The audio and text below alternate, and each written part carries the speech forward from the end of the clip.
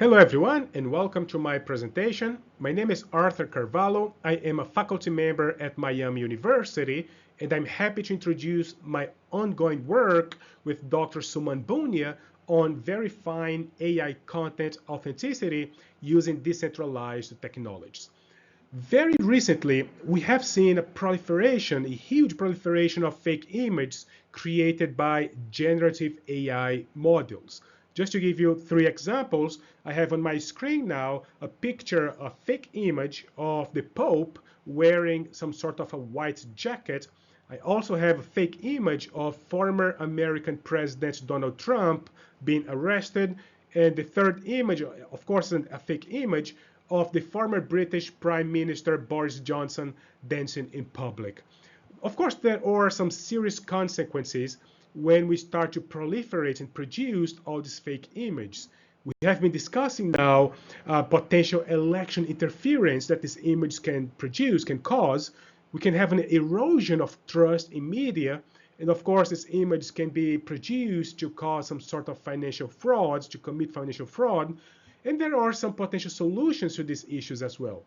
Some of the solutions are, number one, we can develop classifiers. We can develop statistical models that can try to predict if a certain image is fake or not.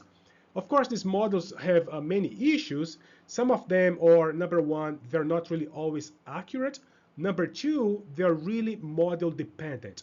So I can train a model to detect an image by a certain generative AI model, but that classifier will not necessarily work well for another generative AI model. Another solution is to add some sort of digital watermark to our image. But the issue here is that this metadata, or even some pixels here and there, we can easily remove that information from the image. And also digital watermarking, they can impact the quality of the image if they are visible to the human eye. With that being said, in my ongoing work with Dr. Suman Bunia, we are exploring a third type of solution, which is the use of decentralized technologies.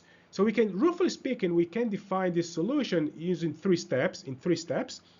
So step number one, we have image transformation. So the first step here is for the generative AI model, as soon as that model produces the image, that model should also produce a transformation of that image, a numerical representation of the image. It can be a number, it could be a list of numbers, and then we go to step number two. We take that numerical representation and we send to a database.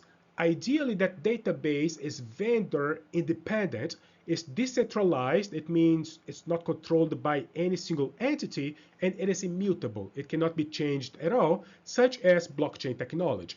Now, once we have that representation of that image on this database, on this decentralized technology, anyone can do a similar process now.